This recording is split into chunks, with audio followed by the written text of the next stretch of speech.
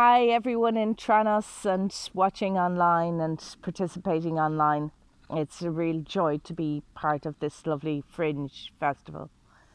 So I'm sitting here in my garden. It's past midsummer. We're in July. It's heading towards the end of July, beginning of August, which is when we celebrate the festival of Lunasa, which is in honour of the ancient Irish god Lugh, the god of light. And we also remember at that time his foster mother Tailchu, who basically tilled the soil so that we could reap the benefits of harvest. So I'd like to tell you the story about Lugh today. Lugh was born because of a prophecy. He was born despite the manipulation and machination of his grandfather, Balor. Balor of the evil eye.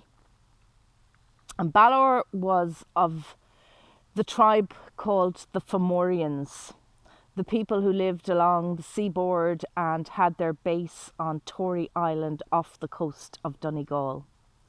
Balor was particularly feared and had come to be a very powerful leader through fear, through manipulation, through machinations, because he had this amazing power.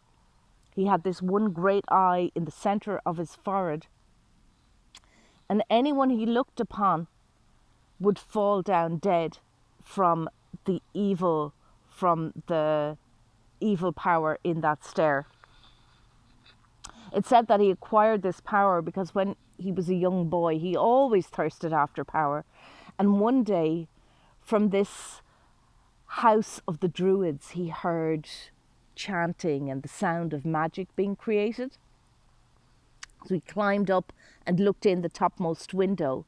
And when he looked in that top window, he could see the Druids stirring a cauldron, adding in herbs and making incantations over the cauldron. And the steam was rising up. And as he looked in through the window, the steam hit his eyes and he fell back down to the ground. The Druids came running outside and they said, "You foolish, foolish young boy, that cauldron was preparing a potion of death." But what happened was it didn't kill Balor, it gave him the power of inflicting death.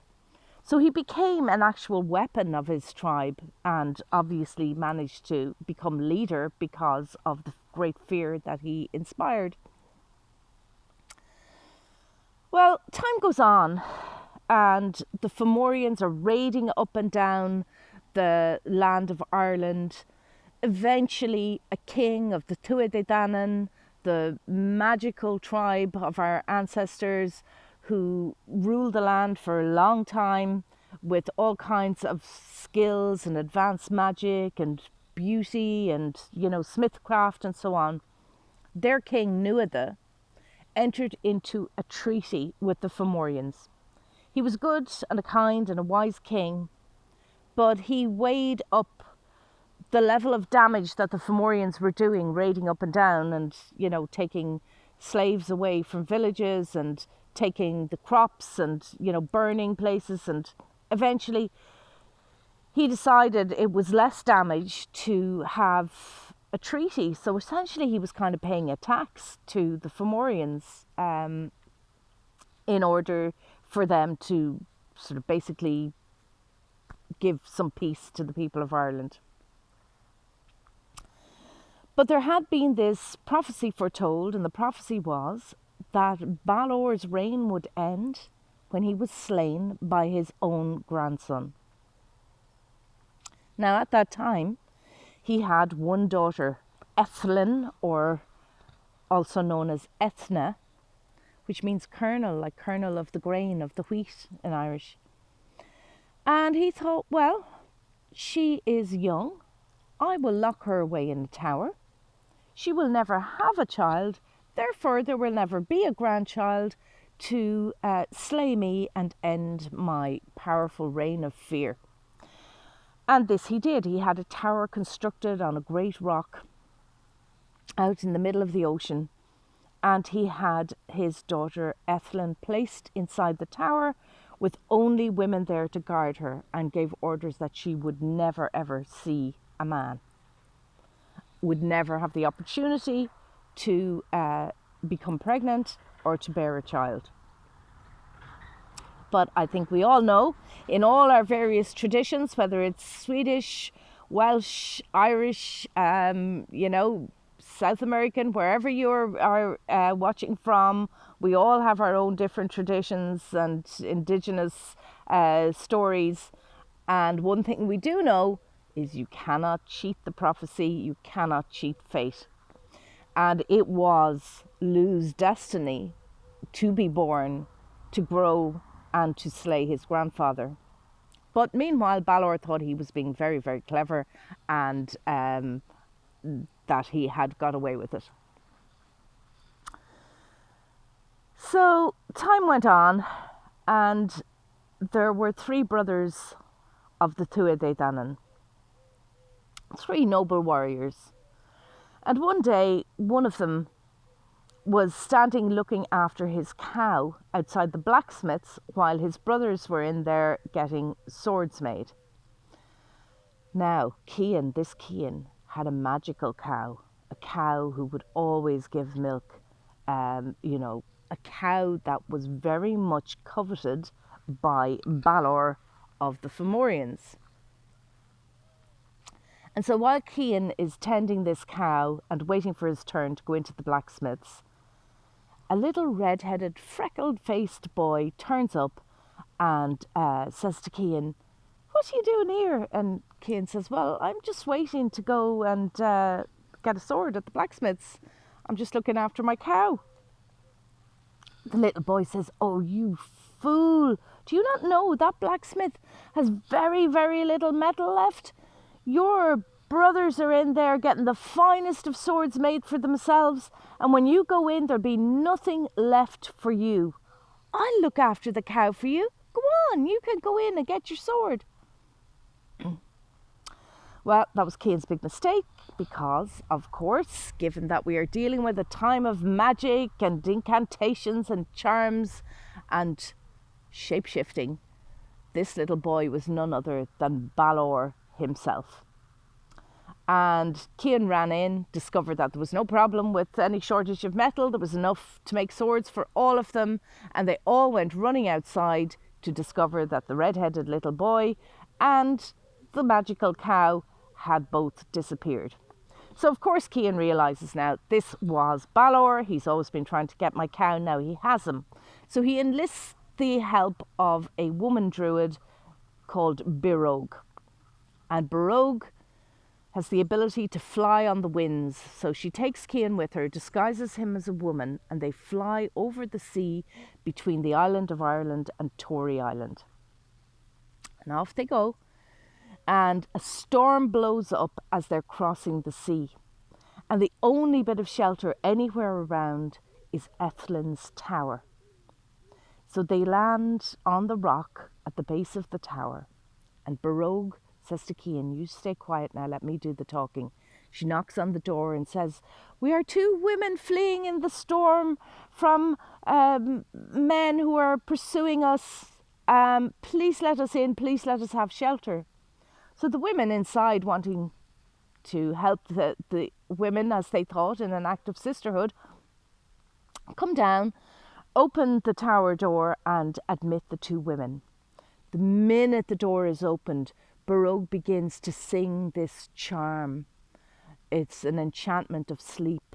And so she starts singing.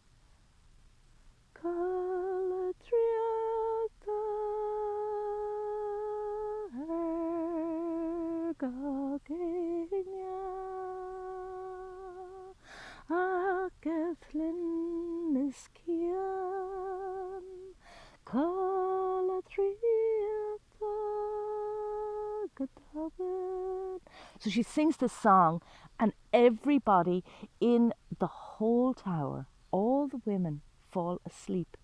Everybody except Cian, Aethlin, and Birog herself. Cian makes his way up the stairs, up the steps, until he gets to the topmost room in the tower.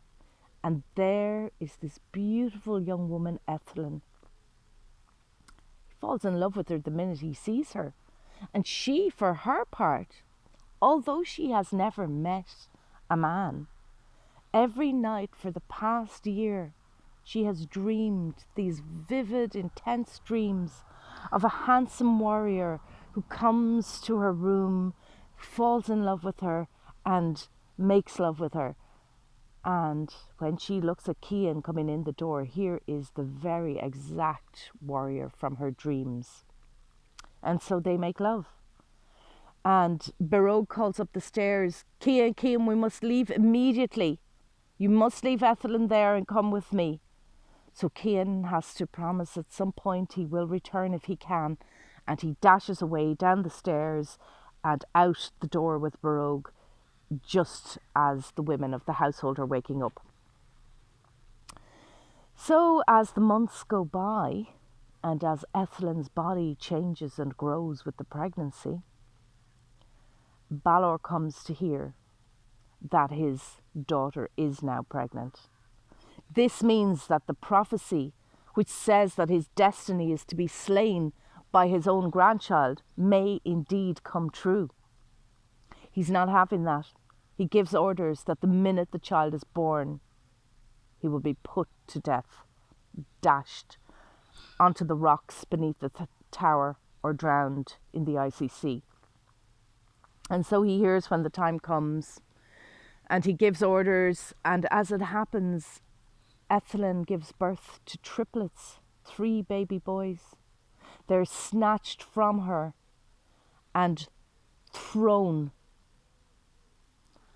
from the swaddling that they're wrapped in, thrown out the window. But somehow the pin catches, and Lugh alone is held in the swaddling cloth, and the other 2 fall to the sea. But Barog's magic is powerful, and Barog too knows the very hour when this magical child will be born. And she flies across on the winds, wrapped in her shawl. And as she sees the children falling, 2 fall straight down from the cloth. But she sees Lugh falling lower and lower, and catching out her cloak, she catches the falling infant and wraps him, carries him in her arms, flying back across the winds over to the mainland of Ireland. Now, I had always grown up hearing that the other 2 children drowned in the sea, but I have heard a much more hopeful and happy version, which is that they became the seal people. They became Selkies up around the coast of Donegal. But our story concerns Lugh. Lugh was carried by Barog and brought to his father Cian. So Cian is thrilled to see this beautiful baby boy with shining golden hair and a bright face. And he knows that he will need a foster mother to bring up the child.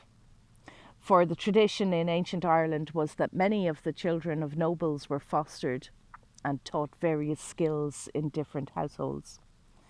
He is fostered by Tailtiu, who is a woman of the Fir-Bolg, an older race than the Fomorians, or than the Tuatha Danann, I should say. And Tailtiu is she who later on brings the gift of tilling the soil and gives her life force to the harvest. But at this point, she makes a very wonderful foster mother for Lugh. She loves him as if he were her very own flesh and blood, and teaches him many skills. He is also fostered for a time by Manannán mac Lir, god of the sea. And Manannán gives him magical gifts, gives him a boat that can travel on water and on land, and lends him a mighty sword. So Lugh grows to be very, very accomplished. He has learned many, many skills from the different households in which he has been fostered. And as he gets older, he makes his way to Tara, to the palace of the High King. And he seeks admittance. But the rule is nobody may be admitted to the royal household unless they have some very, very special skill. And so he is asked what is the skill that he has, that he will bring to the household. And it must be something that nobody else in the household has. So he says, I am a master chess player. We have one of those. I am a gifted smith. We have one of those. Govnu, the smith, there is no better. We have Credna, the craftsperson. Everything that Lugh comes up with, I'm skilled at slingshot. None can cast further than me. We have one of those. And so it goes on until eventually Lugh says, do you have any one person with all of these skills? And they think for a moment. And he says, go and speak to the king and tell him you have one here with all of these skills. So one of them goes in, speaks to King Nuada, and Nuada says, bring him before me. And so Lugh is brought in and he's questioned and he's tested. And he is indeed skilled at all of these things. And so he becomes known as Lugh Savildonach, or Lugh the Many-Skilled. Well, time goes on and Lugh becomes a very valued member of that household. He's a great warrior. He is a skilled craftsperson. He inspires people. He just seems to have this light about him. And a day comes when he is riding across the plain and he's like a vision of light coming across on his horse. They just see this brightness of the sun. And it is said at times, is that the sun coming up? Well, unless the sun is rising in the west, it is not. It is the mighty Lugh coming.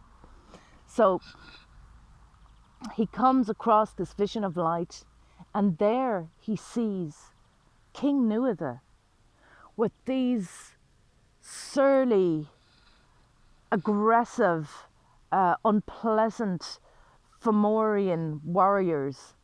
And they're gathering up people to bring as slaves to Tory Island, sacks of grain, produce from the land. And Lugh sees this sight and he goes, what is this? What's happening here? And it's explained to him that this is the tax gathering. These are the tax gatherers who come from Tory Island to gather the tribute to Balor, which is how the peace treaty is maintained, and it keeps the land of Ireland peaceful and there are no more Fomorian raids. Lugh gets really angry. This is so far from honour as far as he is concerned. This is not noble. This is not the act of a king. Even if it does mean war, surely they should not hand over their people, the fruits of the labour of the people, the produce of the land of Ireland to this piratical, aggressive enemy. And as he speaks, he just inspires this sense of honour, this valour, this courage in the hearts of all who listen to him, but particularly in the heart of King Nuada. And Nuada begins to think, yes, I think I have erred here. I believed I was doing the right thing, maintaining peace, but at what cost? It has cost me my honour as a king. Lugh is correct. I will stand up to these now. And so Lugh says no more. He cuts the heads of all but 2 of the tax collectors, and he tells them to go back and tell their leader Balor that this will not happen again, and if it means war, so be it. And so the 2 that have been spared run off as quickly as they can to go to Balor. Meanwhile, the warriors, all the different tribes are called up from all over Ireland. Even the hosts of the Sidhe, the fairy hosts, are called out to do battle to defend the land. And so, as the ships of the Fomorians arrive, there is a mighty battle, the Battle of Moytura. And this is in fact the second Battle of Moytura. And it is a bitter and a bloody battle. And at one point, Lugh, the king, falls in the battle. And the troops of the Tuatha Dé Danann are in disarray. They begin to retreat. And they say, how can we win now? Our king has fallen. But the Morrigan, the goddess of battle and death, who takes the shape of a crow or a raven, she flies over the battlefield and goes, I have prophesied your victory. Do not lose heart now. Listen to what I say. Go forward. Take courage. You will be victorious. And so the Tuatha Dé Danann take courage from the words of the great Morrigan, and they surge forward. Now it is time for Balor to unleash the power of his evil eye. He has grown old and heavy and huge. And to spare his own people, the lid of his great eye is weighted down with ropes and stones and pulleys. And when they wish to use it for battle as a weapon, then his staff, his warriors pull on the ropes and pulleys, and the great eye is opened to unleash the power of death. And so as the Fomorian warriors begin to open up the eyelid and unleash the evil power of Balor's eye, all the warriors in the Tuatha Dé Danann ranks, they crouch to the ground, they cover their eyes, they make sure they will not look in his direction. All except Lugh. Lugh stands alone, this bright, shining, golden figure with his golden hair, right in the middle of the battlefield. And he alone stands to face Balor. And in that moment, did Balor know in his own heart that this was his grandson? Perhaps he did, perhaps not. The great eye is opened up, but Lugh, and one of his many skills of Lugh Savildonach is the skill with the slingshot. He holds it ready, and as Balor's eye opens fully, he lets fly with the slingshot, and the great stone drives right into Balor's evil eye with such speed and such force that it drives the eye right back out of his head. It falls among the ranks of his own troops, killing hundreds of them. The Fomorians are defeated. They retreat to Tory Island, and they do not bother the Tuatha Dé Danann again. And Lugh is hailed as the great and mighty hero. And so ends the reign of terror of Balor, of the evil eye. And so begins many great stories of the beautiful Lugh, the shining Lugh, god of light, whose festival we celebrate at the end of this month, the festival of Lunasa.